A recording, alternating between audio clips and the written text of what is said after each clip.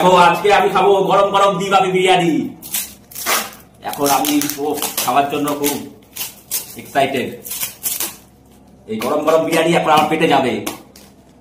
দেখো কি গরম, ও বাবা, দিবাবি বিরিয়ানি এখন আমার পেটে যাবে। ও দেখি কেমন পিস দিয়েছে।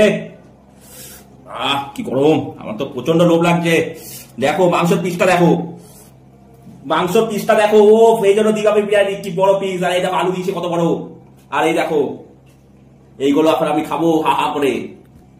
দেখেছো কত সুন্দর, রাইসটাও বেশ ভালো করেছে বেশ। ওফ, আমার খেতে কি লোভ লাগছে, খুব সুন্দর।